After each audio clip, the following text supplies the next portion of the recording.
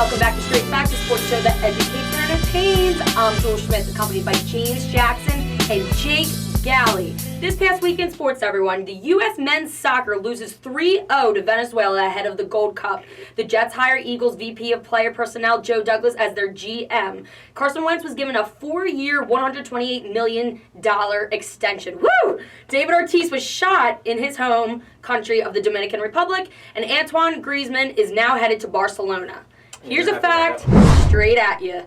The Warriors became the 38th team in NBA history that trailed 3-1 under the current playoff structure to win Game 5 on the road. Of the previous 37 teams, only 3 teams, the 1968 Celtics, the 1995 Rockets, and the 2016 Cavs, went on to win the series. Can the Warriors become the 4th? I like the little when she said 2016 Cavs, because we know why, because we know who was spearheading that one. Well, I'll refrain from going on a LeBron rant today. Please do. I don't know, like, can the Warriors be the 4th? Do you actually foresee them? You know what? I don't, because they've given, and obviously now we'll talk about the Durant injury in a little bit. That's a huge hit, but even without Durant, they've given the Warriors their biggest punch, their biggest counter, and even in those games that they've won, especially this last one, Game 5, the Raptors had a chance to win. The Raptors really probably should have won that game, and they let that one get away from them. But going forward, now without Durant, now at least you know he's not going to be coming back.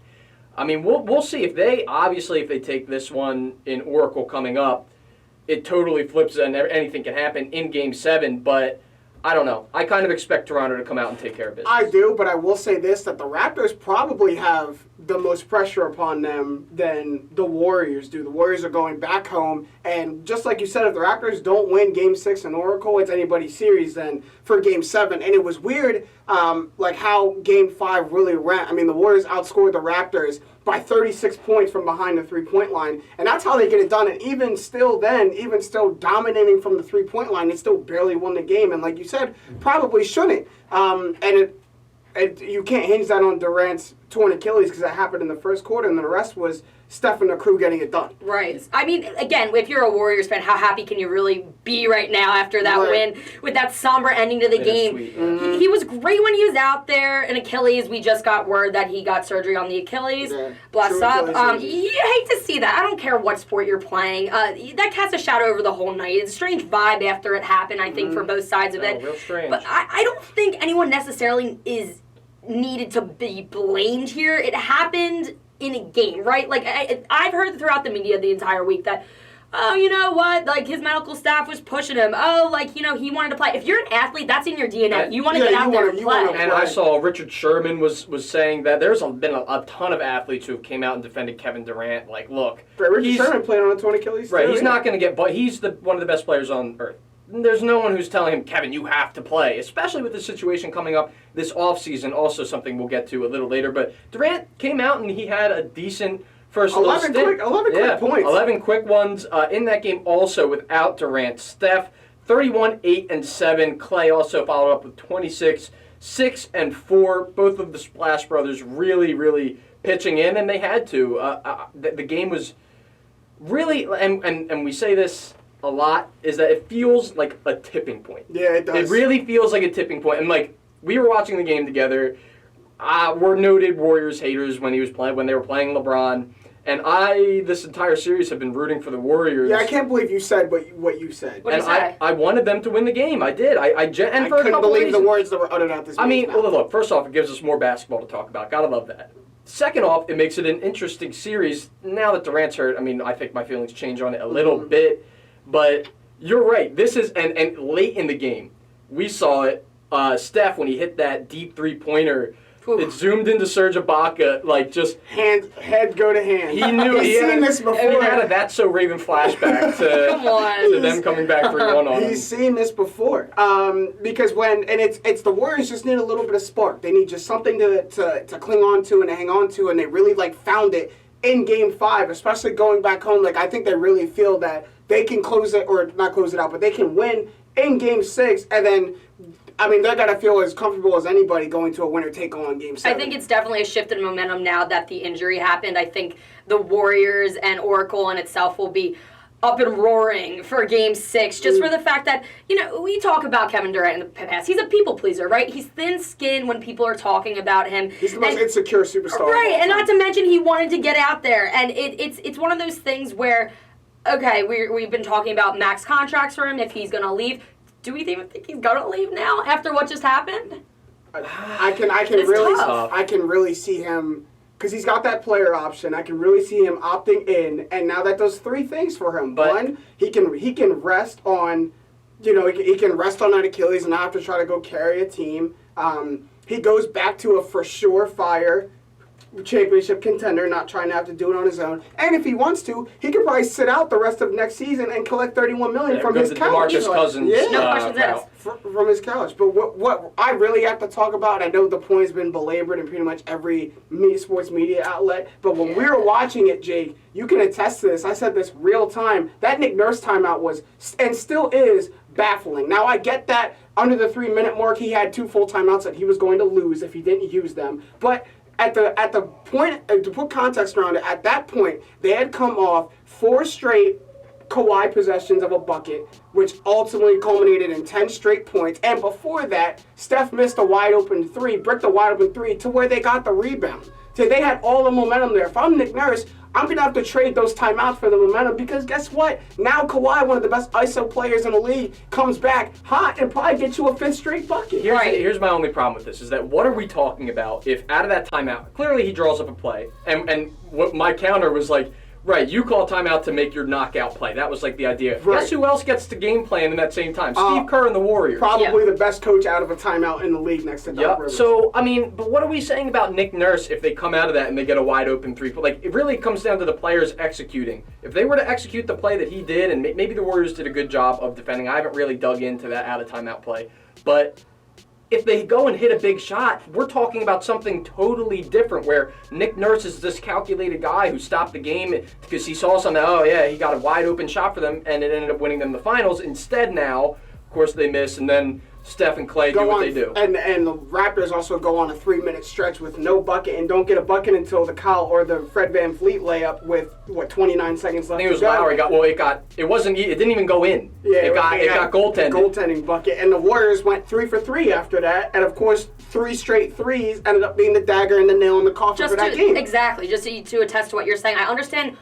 why he thought to do it. His guys were gassed, didn't want to waste a timeout, but he messed up because, why would you kill that momentum that they already have? He wanted to regroup. Okay, cool. He overthought it. 1,000%, because all the plays that followed were completely flawed, and he lost control of the game after that. Right. So. And another player who we were probably starting to key on and who's had an up and down finals is one DeMarcus Cousins, Boogie, who pretty much played well until the last 3 minutes of the game.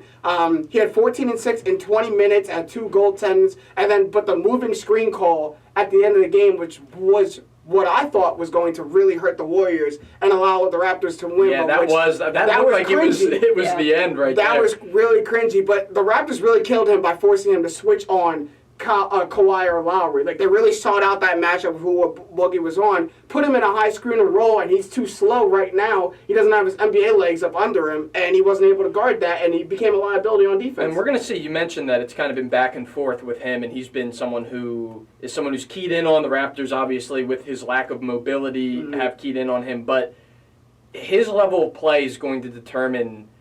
It's funny because really he thought he was going to coast to a ring. Right. Now he ends up being arguably one of the most important pieces for Golden State going forward. I think Draymond has to step up to, if you remember back in 2016, Game 7 of the finals, he had 32 points, 15 rebounds. Like, they need that Draymond, that active Draymond. I don't know if that Draymond was here because, you got to remember he went through a stretch in the playoffs where he was 0 for 16 from 3. Yeah. He's not able to stretch the floor right now. He's not able to provide them at Draymond's best in those 2015 and 2016 teams. Draymond was a 4th option from the 3-point line, a guy you probably couldn't leave open, or he would probably make you pay, and he's not that right now. I think the best that they can get from Draymond is what they're getting, and that's that 10-10-10, which is still very productive. Well, He's still an important puzzle piece, though, right? You still need emotionally, he's the most important piece on the team. Exactly. Yeah, he's the most important piece of the team. Well, and he did obviously make that big play at the end of the game. Kyle Lowry had a chance to win the game with a 3-point jump shot in the corner that ended up hitting the side of the backboard, but it was deflected. by Draymond Green rather, and that's what he does best. We all know that we can get that out of him. You can rely on him on the defensive end, but you're right, on the offensive end, he's kind of been lacking. I mean, and someone who's struggled on the offensive end for the Raptors, especially when you talk about the three-point line, is Danny Green. Another person up and down, had a crazy game 2 or game 3 and hasn't had much since. He went 0 for 4 in game 5 from 3. And the Raptors as a whole were like 3 for 18 on quote-unquote wide open threes with the closest defender 6 feet away. And they're just struggling from the three-point line. Siakam's had to struggle too. Right, I was about to say, not to mention, Siakam has missed his last 12 three-point attempts. He's a guy who is shooting in the mid-40s when it comes to the corner Especially three that corner, below the break, which he got a couple wide-open looks and was just bricking them. And that's what it kind of comes down to is of the ancillary players who aren't Kawhi, who aren't Steph, who of those guys can perform better? And you look throughout the entire playoffs, that's what playoff basketball is about. Yeah. Well, you want to talk about playoff basketball and ancillary players. Let's talk about some ancillary fans here. I know I'm not trying to beat a dead horse here, but I do think it's important to address the booing that was going on with the Kevin Durant injury. That's uber corny. That's the corniest thing I've ever seen. Okay, so to me, it was a quick, poor, but natural decision because when you are in a setting like that, you've got alcohol in your system. You got people pushing you next to you. You're so invested in the team. They overstepped, and then I think they backpedaled when they realized the severity of the situation. They backpedaled when the players told them to stop. Thank you. They didn't realize anything. If and not even just the players, the Raptors players. If Kyle Lowry and company didn't motion to the crowd to tell them to stop, I think they would have kept going. Especially if the Warriors are telling them to shut up. We don't know that, though. We don't know that. Look, it's what I attribute it to is a fan base and a team who has never been in this spotlight I personally before. would never do it. I would never condone that. I'm not going to put that on any one fan base and say oh, that's a blah blah blah type fan base to do. I don't think any fan base should actually do that or would in the right mind do that. But it's a fan base that has never been in this type limelight before, and they're like the little kid playing with their older brothers at the park. They're just so happy to be there. They're so overcome with emotion. They really are. And you can't downplay the alcohol in the system. Right. So it causes your inhibitions to go. Here's what I'll say is that Toronto and Canadians, they get off a lot of times because, they're a typical Canadian. Oh, they're so nice. Don't forget Toronto in the ALDS also against the Rangers. I forget what year, but it was an ugly scene. 2015 was throwing stuff on the field. It was just a bad scene there. Not Toronto, but also Canada. After the Canucks lost, they had essentially a riot in Vancouver because they lost the Stanley Cup. And to me, it's not surprising. You're right, Joe. It's a natural reaction. You're in the moment, and it's a very momentous... Again, I'm not saying it's a right reaction, but it's definitely a natural reaction. What I'll say is, and this is obviously, it digs at me a little bit as a Philadelphia fan, which the narrative is, Philadelphia fans are so bad, they're so ruthless, they're so mean, and they're really exceptional in that no one else really does that. That's not true. Clearly, with every other fan base, there are idiotic fans who will boo a player when he's down, who will throw stuff onto the field. True. And I'm not saying Philadelphia doesn't deserve some flack for that. It happens here. It does. But when that more than it does in other places. When that happens, it is not, some Raptor fans, some Sixers fans were booing. It's Philadelphia fans boo so-and-so. Where what I see the headline a lot of the times will be, some Raptor fans were booing Kevin Durant. Look, Jake, I get your eagerness to try to get that label off of Philadelphia sports fans. I do. I really do understand it. And I know I'm probably going to catch some flack my way for saying this, but when it's for the Raptors fans, or for Raptors fans in particular, it was first-time offenders. For Philly sports fans, it's repeat offenders. And I do truly think for Philly sports fans, it's a loud majority instead of a loud minority who does it. So I think with the Philly fans, there's probably more people who do it in Philly than don't. And this is why more people do it in Philly, because in Philly, we feed off of each other. It's like a domino effect. We get hype off of our hypeness, off of our more hype, because that's just how we are in the Northeast. We're hype beasts. We're hype beasts. And that's just, you know what? That's just how our culture is. I'm not saying, again, it's everybody, but go ahead, say what you need to say. Well, whatever.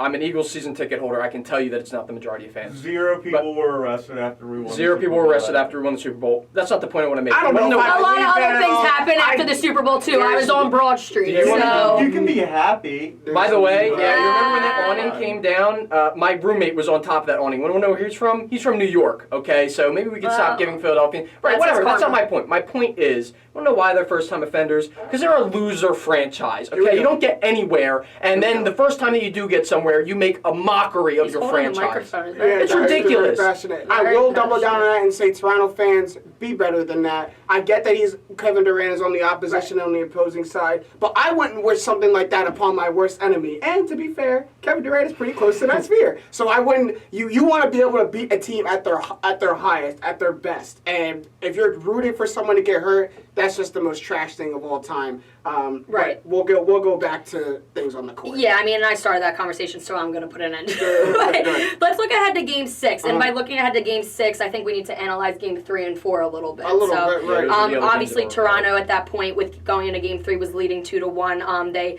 had the 123 over 109. The Raptors ended up winning that in Golden State. What do we think about that? I mean, it's the last game at Oracle, so that's why I say that the Warriors are going to pull out all the stops, and I have a hard time seeing the Warriors not win it. But if you look at, I think someone who's going to be a key for the Raptors has got to be Pascal Siakam, because look at this, in the 3 wins, he's sitting on 23-7 with a 66 true shooting percentage, which is pretty good. And the 2 losses in this series, 12, 6, and 3.5 on a 34% true shooting percentage. Pascal Siakam really impressed me this game. He was attacking the post, kind of faded a little later in the game, but being a young player, I thought he went up against Livingston and Iguodala in the post really well. Yeah, this game. he's really bigger. well. He's especially against Sean Livingston. You got to attack that height matchup and that prowess matchup and go in the corner. And what was good was in the beginning of the game when they had Kevin Durant on him. Kevin Durant is slow. That leg is slow. Attack him, and he did. Well, and in Game 3,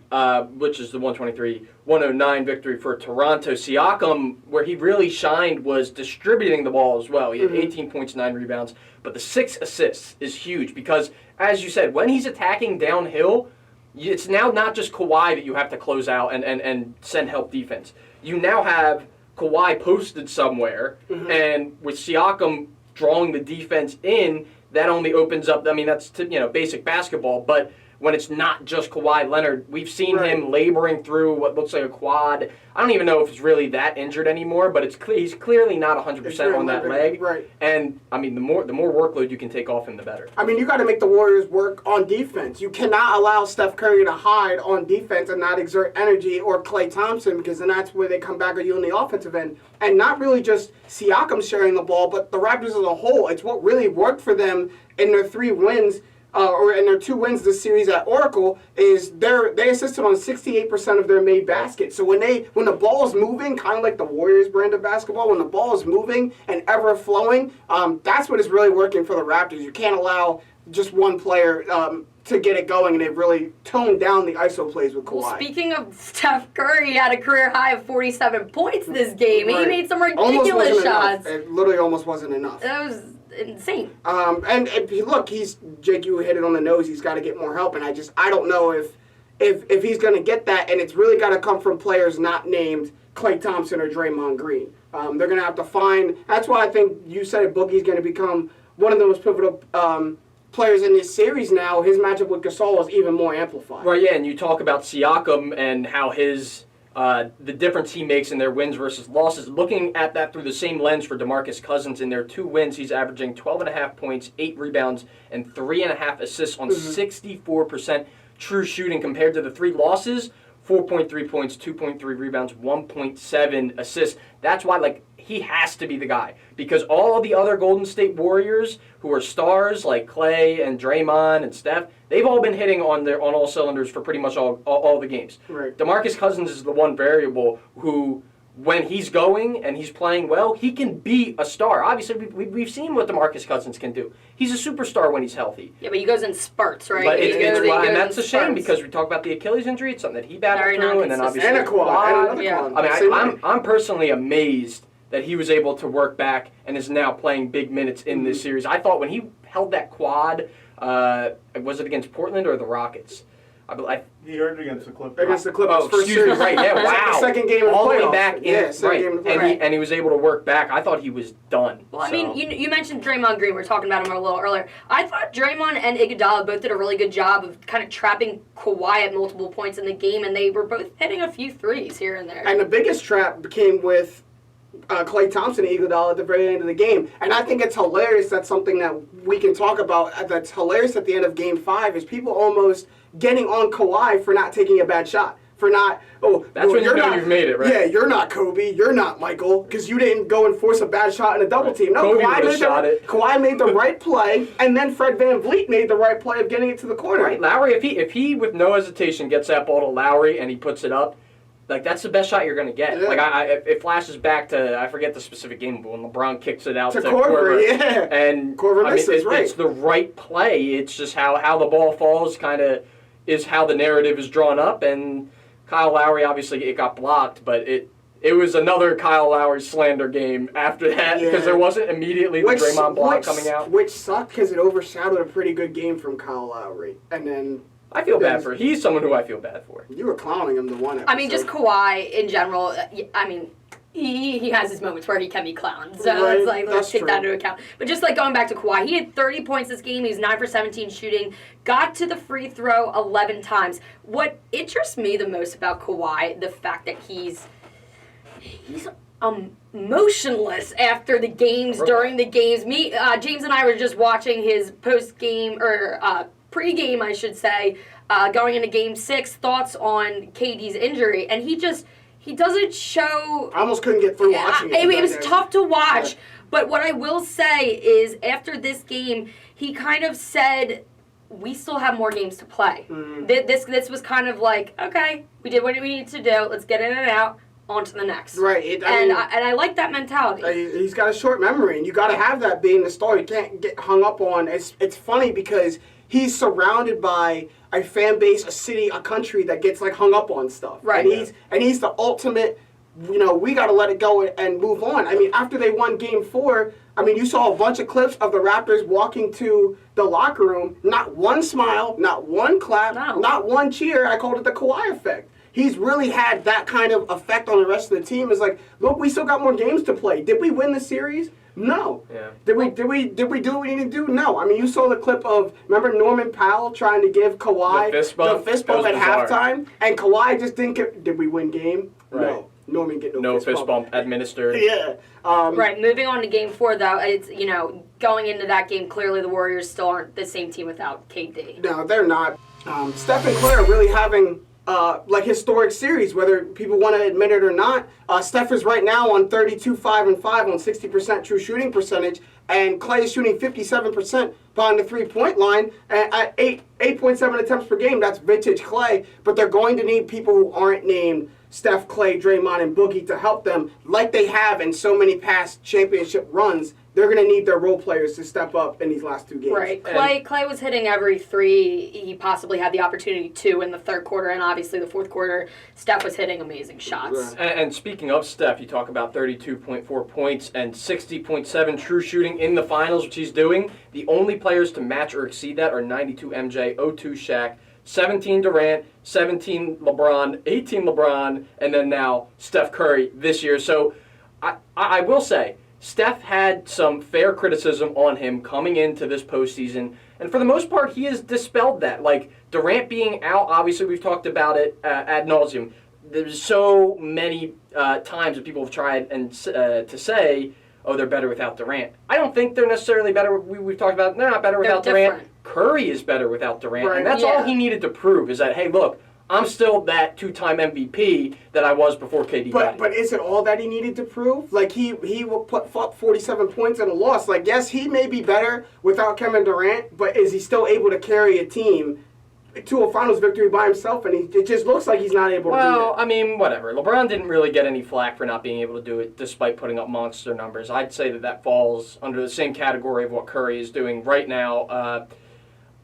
I don't think that I'm not going to try and compare him to the player and the impact, because LeBron is also dominant on the defensive end, which Steph is not. Right. But at least in this series, like, Steph has not missed a beat. I mean, he has been the guy for Golden State like he's had to be. I mean, his impact on a game in a series speaks for itself. Even the fact that you change your whole defensive mindset just to guard Steph Curry. They went in a box and won 2 different times just to guard Steph Curry. They will blitz him off every screen and roll, and that's what we talk about. These Warriors role players stepping up, and we got to look at, because they've changed each year. Like, the Warriors really have not had the same supporting cast from 2015 till now, but every year they've been instrumental in the run. So, like, let's just quickly take a look at the Warriors role players from 2015 till now. Like, do we remember names like Leandro Barbosa? Big. He was big. And David Lee. Yep. And Sean Livingston when he first got to the team. I mean, Leandro Barbosa had a lot of playoff experience before that, and he had a positive plus-minus in 5 of the 6 finals games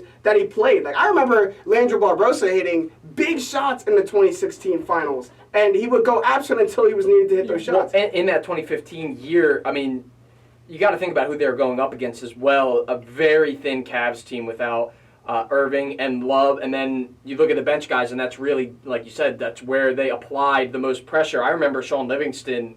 I mean, he gave 20 minutes a game, but those minutes he was just dominating. I would love to see the plus-minus numbers on that. He was dominating, getting to his spot, hitting pull-up, that little elbow jumper. Yeah. Like, it didn't matter if 5 people were standing there. He was going to hit it. In the 2015 finals, I mean, they were trying to stick, players, off the bench that really just could not guard Sean Livingston, and it was like the resurrection of his career. It was the first time he had played huge minutes in a big, meaningful game, really since his knee injury. He had a couple playoff games with the Nets, but it was the first time he was back in that kind of a magnitude of a game since his knee injury, and he was doing great things. And then we go to the 2016 Warriors players, the role players, the year that they won. They blew a 3-1 lead, and then we have David Lee again, and then you get into players like Maurice Spates, who had do you remember Mo Spates terrorizing I remember people? 2 things. I remember, let me say that 3 things. I remember Mo Spates hitting an absurd amount of threes for Mo Spates. Yep. I remember the ghastly mole, or whatever that thing is, on Maurice Spates' head.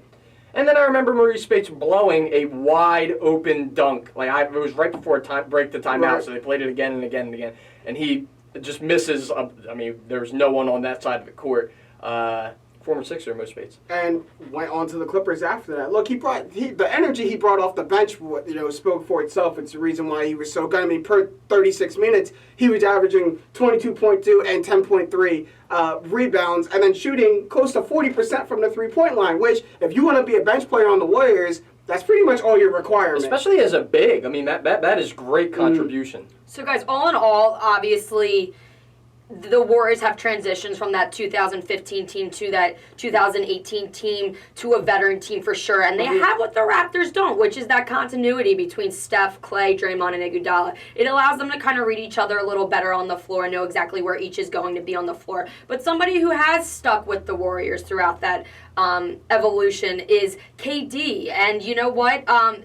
Even in his 2018 finals run, that game 3, what you were talking about difference here, that playoff career high of 43 points, 13 rebounds, 7 assists. Yeah, I mean, he's gradually, it's tough to say because he's not playing this series, right? But, I mean, game 4, it was his first playoff career triple-double last year. Like, things like that, he's just gradually, and it's, again, with the Achilles, he's going to take a...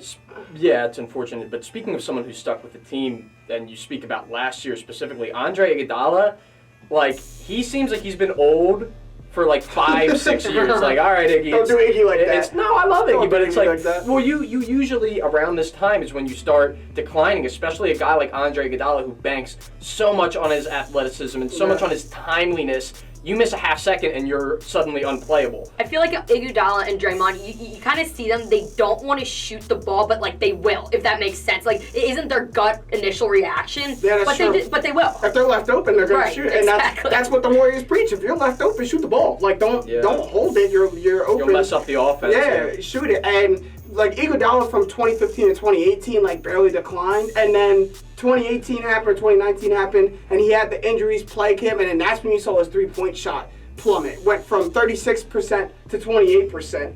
And so he had to find other ways to be really useful in their offense, and he found that. Nick Young was also good. Not necessarily that pivotal, but just I found it hilarious that Swaggy P was on a championship roster. And a big player on the championship roster. Yeah. Before we move, we got to talk about now the 2019 Warriors role players, and that's Quinn Cook being a decent shooter off the bench, Kevon Looney being a very useful bench player and sometimes a starter, providing them the great offensive rebounding and great play in the post. And then even sometimes you have Jordan Bell and Jerebko who really seem to be unplayable players, but then there are spot moments where Jordan Bell gives you some production. And I like I'm actually a little surprised guys like Jordan Bell, like you even look at the Rockets with Fareed, who I liked Kenneth Fareed this entire regular season.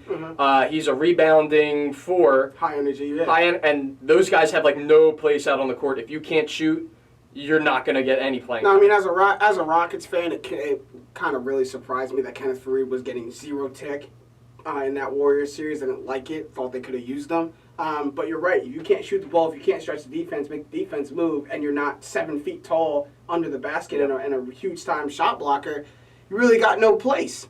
Yeah, I mean, even Andrew Bogut, I'm not saying he's the best player by any means, but he does know what to do, and it comes back to the flow and progression throughout the years with his teammates. Yeah. So before we move on to the MLB guys, just really quick, Kevin Durant, James, you mentioned that he's pretty close to your worst enemy, and it's well documented. You don't like him.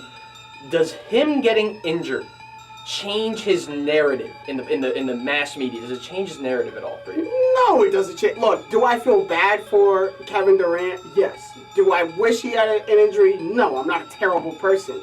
But that doesn't undo the fact that he joined a 73-win team as an MVP, a team who he had up 3-1 in the conference finals, only to take the easy way out, in my opinion, to go chase championship rings. Like, we talked about this, Jake, and really the only reason or the only way Kevin Durant really righted that wrong and got a ring that didn't have an asterisk next to it in the history books was to come back in this series and bring his team back from a 3-1 deficit and win the finals. He didn't do that because of a crazy injury, and I'm not going to say he deserved it, like no one deserves that injury, but I'm also not going to sit here and absolve all blame from him from joining that Warriors team. No, it does not change any Kevin Durant narrative. I will still sit my kids down in 20 years and talk about the cowardly decision that it was to join the Warriors team. Right. Maybe basketball gods took over. Maybe karma took over. Yeah, I don't necessarily disagree with you, but I think that it will change a little bit in the sense that people will be rooting for him. Right. I have a feeling people are going to be rooting for him. More people than not before, especially jumping back to 100%. Yeah. I will root for him to have a speedy and healthy recovery. I will never root for him on the basketball court. Okay, that's fair. That's probably where I have to leave it right there. All right, guys, we're going to transition over to the MLB now. Dallas Keuchel agrees to a 1-year, $13 million deal with the Braves, and Craig Kimbrell for 3 years, a $43 million deal with the Cubs. The Keuchel one hurts for me the most because not only do the Phillies miss out on getting Dallas Keuchel, but now they got to watch him play for the division rival and someone who's right behind them in the division standings, and the Braves like really needed that depth in their starting rotation. Yeah, well, and to be honest, like you said, it hurts you. As a Phillies fan, like you're really talking about stupid money and are not going to spend $13 million on a guy who could shore up your rotation. Arrieta's not been solid this year by any means, and Nola either. Right. So you bring in a guy like Keuchel. Now instead, he's on your rival. He's on the person who's they're no longer chasing the Phillies.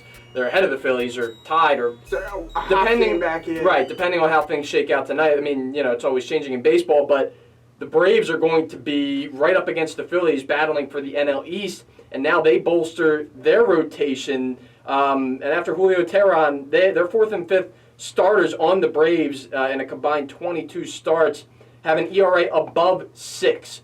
Keuchel comes in and immediately gives them that stability that they need. And because they're not missing run support. Run support for the Braves is not one thing that they're missing. I mean, when you have Ronald Acuna, Ozzie Albies, and then you have Josh Donaldson doing his thing, Freddie Freeman, who was an MVP candidate last year, it really was their pitching rotation, and they got it. And they still had, even if Teheran, panned out to be what he's supposed to be, they have one of the best starting pitching rotations now, and it's still kind of early. Like, it's still the beginning of June. We have pretty much half a baseball season to go, and that really makes me very scared as an NL East foe that the Braves can really get something going. And on the other end of the rotation for the Cubs, now you have someone who pretty much shows up really all that the Cubs were missing, and that was a surefire closer with Craig Kimbrell. Yeah, and their closer before that, Pedro Strop, has an ERA of 4.85. Not exactly great. Not for your closing. That's right, when you're pitching one inning at a time, not exactly great. But you're right, it does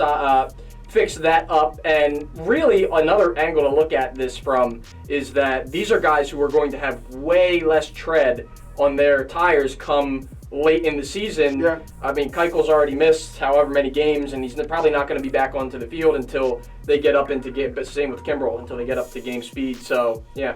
And Kimbrel gets to pitch in a nice park, gets to Right. pitch in Wrigley, doesn't have to worry about being in a crazy hitter's park. And those were two guys that I really could not believe were waited this long to sign, and our statistician Stat Matt hit on this right before we went on the air, is the players are really going to strike gold with this next CBA. Because the fact that two players of this magnitude and were this good couldn't get signed until June says that something needs to be changed. Like you just can't allow that to continue. They needed to be on rosters, and they were. Kimbrel last season with the Red Sox had an ERA of 2.74, which, if you're thinking of Craig Kimbrel, you might be thinking that might be a little high. You have to remember he had uber run support with the Red Sox, but I mean it's just You're also in the AL, so you're facing better more hitting complete lineups. Right, that's just a bona fide closer right there. The Cubs have also lost 6 games this year when they're leading going into the 8th inning. Again, Craig Kimbrel just fixes all those immediate problems that the Cubs had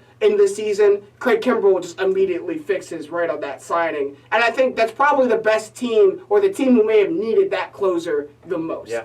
Is the Cubs. 1,000%, guys. We're gonna switch it over to the Women's World Cup now, Nice. which I'm very excited to talk about. Right. Obviously, the U.S. is coming in as the odds and the favorites to win. Right. The U.S. mentality is to shoot early and shoot often. Obviously, they showed up yesterday for their game, finishing a total of 13-0. I was at my aunt's watching the game. I stopped watching at 8-0, and I drove home, and it was 13 by the time I was home. They did a phenomenal job. Thailand, to me, starting off, looked very scattered, right? Especially on defense. Their communication was not there whatsoever. They were like running into each other left and right. They didn't look clean at all. What do you guys think? Well, the U.S.'s attack, where you said Thailand didn't look clean, that's all the U.S.'s attack did was look clean. They were hitting on all cylinders, especially their touches in the midfield. Like, being able to carve up that Thailand defense right there, not letting them rest, it's like a high-octane attack that the U.S. women's have. And when you have strikers like Alex Morgan at the top and midfielders like Carly Lloyd, you're very easily able to do that. Yeah, and I'm not like the biggest soccer aficionado of all time, but this is just a classic case of one team just outclassing another. I mean, the U.S. comes in as 2-1 favorites to win the entire thing. France right behind them, 7-2 odds. So clearly the better team was better team was the U.S. And it's good to see them get back into the swing of things. Yeah, Jewel, let me ask you this. Since you watched that game with probably the closest eye on this set, who were the biggest players that stuck out to you? Besides, obviously, the goal scorers. Tell me some people who were on the field that maybe didn't make the box score that aided the U.S.'s win. To me, somebody who really sticks out to me, who's influential to me, is Kelly O'Hara. She is their now defender. Kelly O'Hara, growing up, was an all-fender, right? She was a striker. She was a forward. Growing up, personally, I was a striker. I was a forward, and then come high school time, I shifted back into the stopper position, which, if people know, on a diamond defense is the top.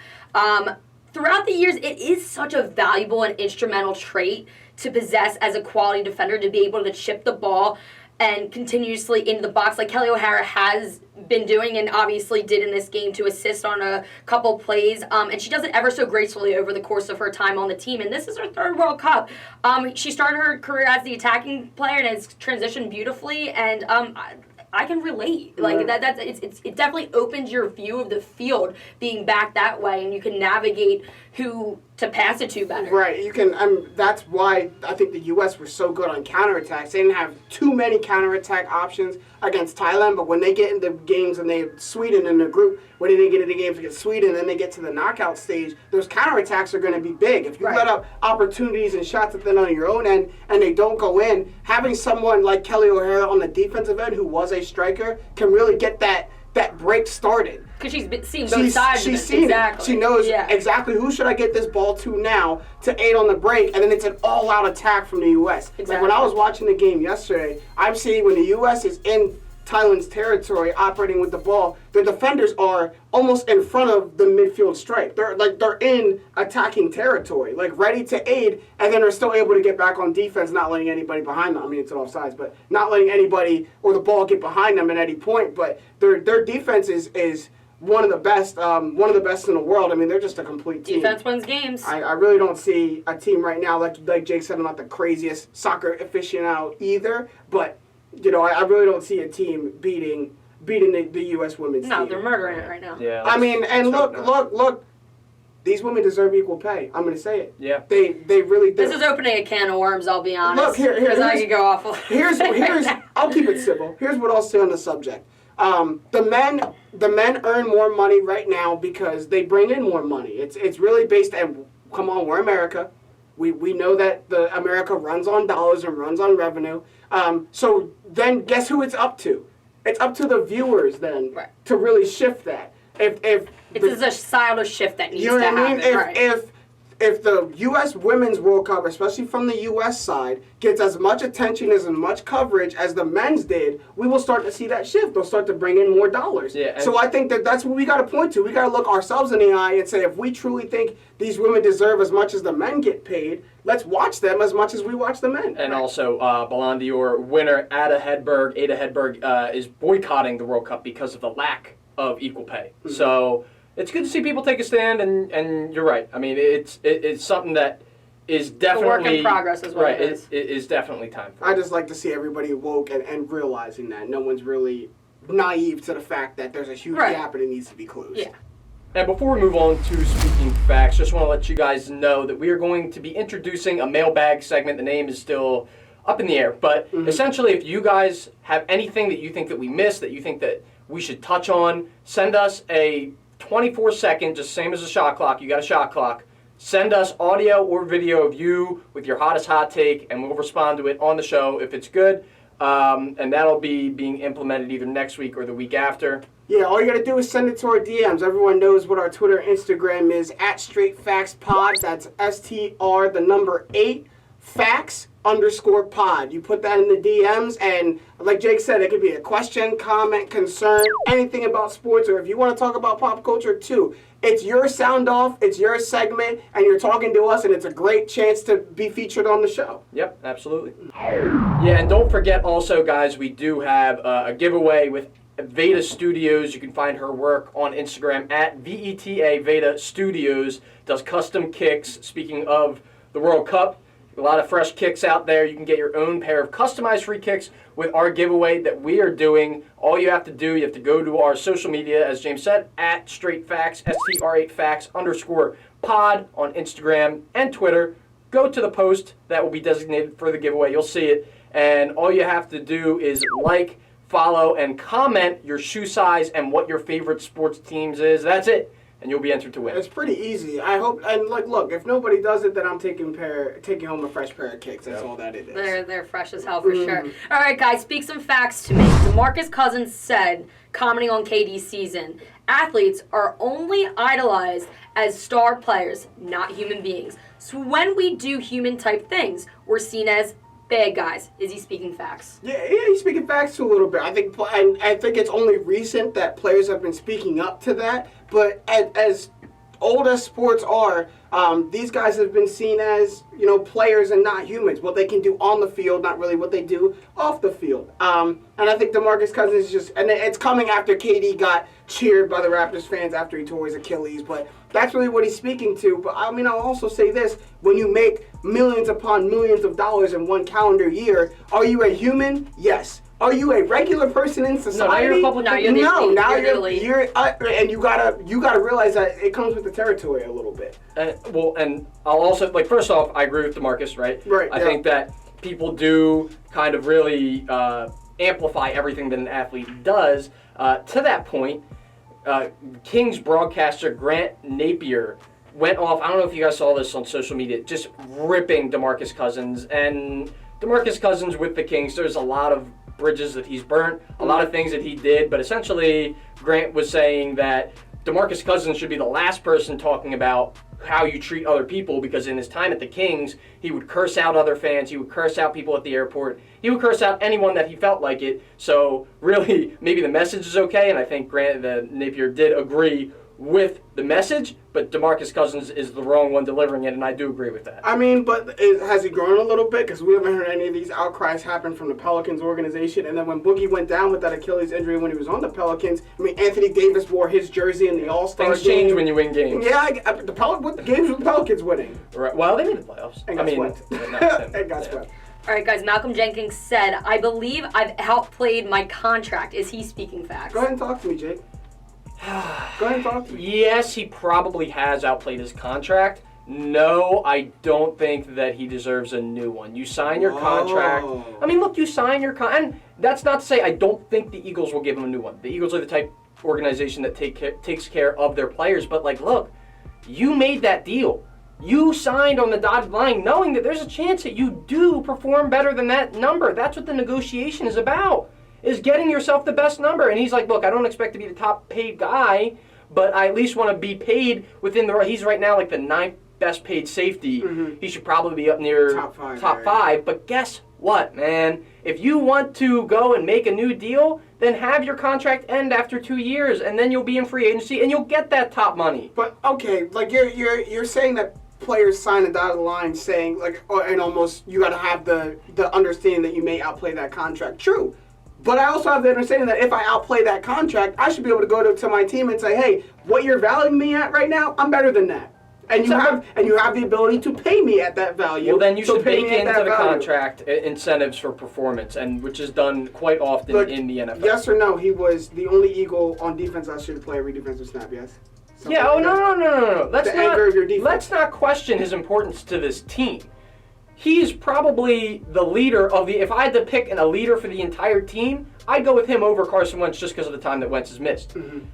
That's a totally different conversation than saying what your contracted value is. I like that players have more of a say in this day and age, but, like, what leverage does he really have? I mean, he's already 30-something, and if you want to sit out another year and get a year older, like, maybe it's okay when Le'Veon or Kawhi does that. They're young. Malcolm's not sitting out a year. I think you're overlooking what Malcolm Jenkins does off the field as well. His leadership in the locker room, in the clubhouse, also the way he takes care of the Philly area. And you know from personal experience that Malcolm Jenkins does a whole lot for the Philadelphia area. You want somebody like that around, and not only around, you want somebody like that happy and performing for your team. I think he deserves it. For sure. Max Muncy said in response to Madison Bumgarner, hey, he yelled at me and said, don't watch the ball, you run. And I just said, if you don't want me to watch the ball, you can go fish out of the ocean. This is after Max. Is he speaking facts? Go on. Max Muncy in the first inning against Madison Bumgarner put one that not many people all put one, and that's in the Pacific Ocean at AT&T Park. Madison Bumgarner took offense to it. Look, I'm on Max Muncy's side. Look, if you don't want to look at my home run ball, don't leave something out over the plate that I can crush for 470 feet. Also, I find it hilarious. Like, it's a case of, like, when you get into an argument and then you're in the shower the next day and you think of, like, what you should have said. Right. If you look at the exchange, there's no way Max Muncy said that. Like, he definitely thought of that while he was showering up, getting ready for the reporters. It's like, oh, I'm going to get him. I'm going to get him back. Right, or saying it to his teammates. Right. There was a quick back and forth exchange, but I agree with him, man. Like, and Bumgarner has been kind of one of those whine and crybaby kind of players where when he's really good, he's good, but when he's bad, he's got stuff to complain about. Don't look at Max Muncy. Look at yourself. Yeah. That doesn't happen if you don't throw a bad pitch. Mm-hmm. All right, guys. So Jill Ellis, who is the U.S. women's soccer coach, said, to be respectful to opponents, it is to play hard against the opponents. I don't find it my job to harness my players and rein them in because this is what they dreamt about. This is it for them. This is a world championship. Is she speaking facts? Yes. Hell yes. What are you talking about? Yeah, like, Thailand apparently was like, some of the players were crying about it. Like, I don't even know how you get upset about that. Like, you know... Yeah, you see that coming a mile away. Right? You're playing knowing, okay, it's about 8-0 right now. This game's over. And you made a good point off camera is that when it comes down to, like, say the U.S. were to drop a game and now it comes down to a tiebreaker in the group stage, the tiebreaker is goal differential. I don't think any team is really close to a goal differential with the U.S. right now. Like, we're not in the minors, we're not in high school. They can do whatever they want. They're in the World Cup. Like, don't tell me you don't run up the score. What are you going to get? And this is a competition, a tournament that only happens one every 4 years. It's not like this happens every year. For some players on some teams, this is the only chance they will get to play on a stage like this, on the world's biggest stage. Yep. Take advantage of it. Keep foot on the gas pedal. And I think I agree with Joe Ellis that it's a little disrespectful to kind of baby some teams and give them a mercy Right, it's the rule. World Cup. No. Like, come on. We are the best players in the world, world class athletes. No. 1,000%. Guys, we're heading to the countdown now. Number 5. Number 5, staying in theme, is the number of goals Alex Morgan scored in the World Cup opener against Thailand. Look, she was firing all cylinders. I believe had a hat trick in the second half alone. And I'm just really happy for Alex Morgan. It was someone who had a real injury plague last season with her club and even with the U.S. And to see her back and kind of taking the torch from Abby Wambach and Carly Lloyd and being the epicenter of this women's team is really cool to watch. Yeah, she's going to be the face of the women's team probably for this World Cup next one, maybe even one after that. So, yeah, Right, that's good to see. Number 4. Number of home runs Scott Kingery has hit for the Phillies in the last 7 games. Dingeries. Yeah, he also had a triple in there as well. And, I really think you go back to when the Phillies traded J.P. Crawford. They easily could have moved Kingery as well, and they didn't. And now with Odubel Herrera out, you now have another spot where you can slot Kingery in. And obviously, we've seen these last couple of games he's on fire. I mean, in his 3 years with the Phillies, I've seen the man at second, short, third, Versatile, center, very all versatile. over the board. I mean, they say true baseball players can play anywhere, and Scott Kingery is a true baseball player. Phillies looking at him. Yep. Number 3. Number 3 is the number of finals MVPs right now in this series between the Warriors and the Raptors. And at the end, it will stay 3 because I don't see the way that Toronto loses both of these games if they pull one of them out. And if they do, obviously Kawhi will be MVP because the only other person that could really go for MVP right now is if the Warriors win it and is if Steph gets it. Maybe I'm thinking optimistically or hoping that Steph doesn't get another finals MVP. Well, it's an or uphill battle get a for him finals to MVP. win it. But right. it's just crazy that he's never won one. Like, I mean, I guess it makes sense with Durant, but like Iguodala winning over him, he's too great of a player not to have one. And like you said, I would have to agree. I don't think he's going to get one this year. No, it's not gonna happen. Number 2. Number of songs Tony Parker was featured on by French rapper Booba. That's more than any other player in NBA history. Yeah, man, big fan of the I'm Bootster. sorry, what the hell kind of name is that? Like, come on. It's probably better in French than it is in I Boy. can't name one of Get outta the here. 2 songs. I can't name either song. But what I will say is that I think Tony Parker, one of the most underrated players on that Spurs team, and is going to be a first ballot Hall of Famer.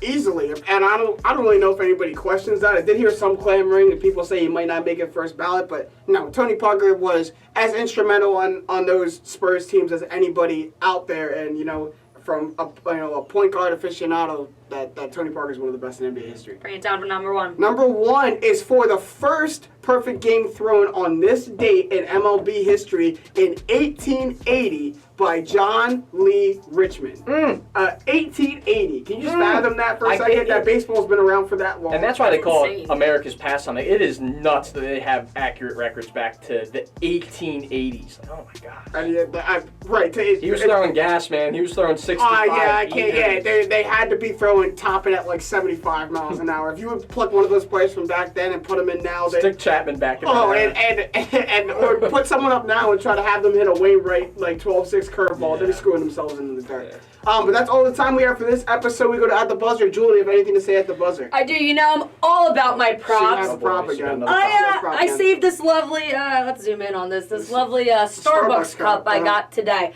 So I took my, I'd say once every 2 month trip to Starbucks today. I'm not a huge fan of Starbucks. I'm more of I'm a fan of Wawa coffee, maybe. I even like McDonald's coffee. All right, back up. Whoop. Shut down. Okay. Anyway, I'm just saying. so I got this here cup. I was in line. I got a nice mango dragon fruit. I didn't know what the hell this thing was. I kind of just ordered it because it Sounds looked good. pretty. Yeah. But the point of that was I got to the checkout line and they asked me for my name. I go, Jewel like a gem, like a diamond. How would you proceed to spell that if I told you that? I don't really know any other way to spell Jewel. The Right. Jewel like a like how do you- J-E-W-E-L, yeah.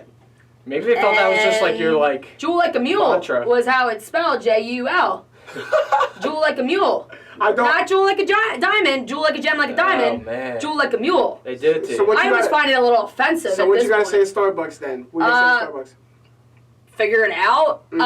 Also, this was like 4:32, and then don't get me wrong, this was completely a phenomenal marking on your part. Consumer behavior was my favorite subject in college, but I fell for it because of the pretty colors. So that's 1,000% my fault.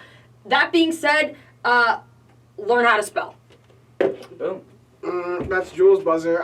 My at the buzzer will just be looking forward to next week. Next week is a big show. Oh, yeah, For right. Straight Facts, we have our man's Dave Spadaro coming on, an Looking Eagles forward beat to writer it. and Eagles insider. Going to be dropping some great knowledge on Eagles training camp, the new Carson Wentz deal, the addition of Malik Jackson and Deshaun Jackson. We got a lot to talk about with these hometown Eagles, so I'm very excited. Looking forward to having Dave Spadaro on. It's going to be a great episode, so make sure you guys are here because he's going to be dropping some facts Yep, for sure. Should be fun. What I will say is Josh Bachman, my man Jay Bach, from my fraternity Sigma Alpha Mu at Temple, has You're in been a getting on us about not talking about the NHL, the Stanley Cup Finals, not talking about the NHL at all. Here's my comprehensive breakdown of what I know about hockey. Talk to him. And we got Game 7 coming up. Yep. All right, so if I know hockey, I watched it when the Flyers were good. Zdeno Chara played against the Flyers. He's Yeah. big and tall. That is pretty menacing. Yeah. Brad Marchand, another player who's still in Boston. From what I remember, he's a dickhead. Yeah. So that can be Nice. good in hockey. Yeah. On the Blues side, we have Craig Berube, who, former Flyer coach, took over the team when they were really bad this year and turned them around. I'm going to say that St. Louis wins. You can book that. Screw Boston. The curse continues. Losing Super Bowl 51. They're losing the Stanley Cup.